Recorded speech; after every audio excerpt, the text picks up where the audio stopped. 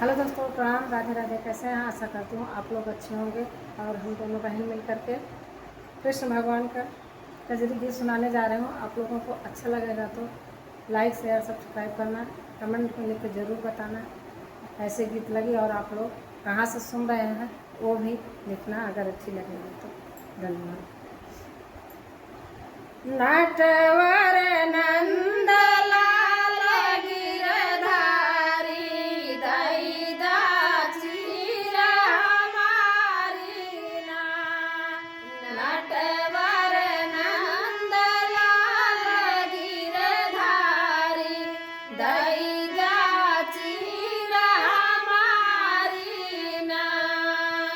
दई दाची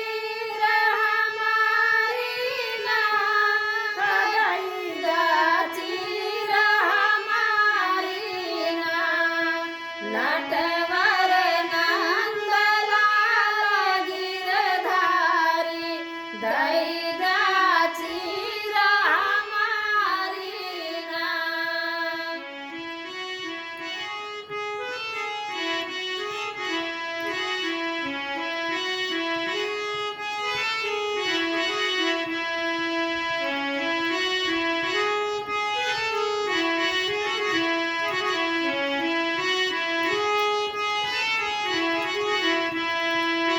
चीर चुराए कदम चढ़ी बैठे, चीर चुराए कदम चढ़ी बैठे, राम जल बिच पड़ी उघारी ना। नटवर नंद लाल गिरधारी दई दाची हमारी ना।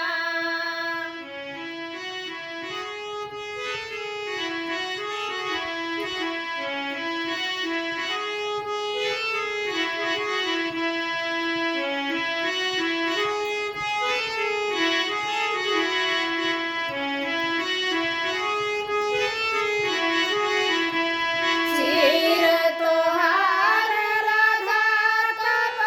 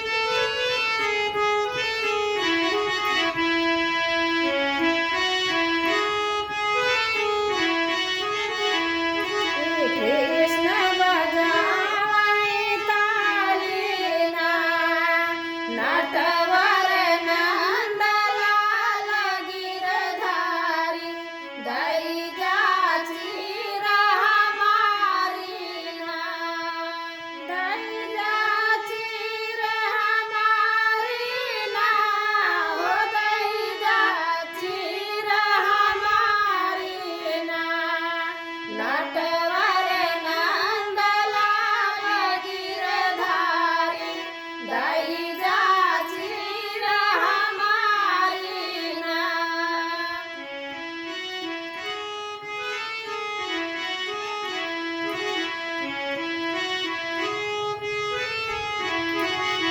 यशोदा के नंद लाल गिरधारी दई जाची हमारी ना।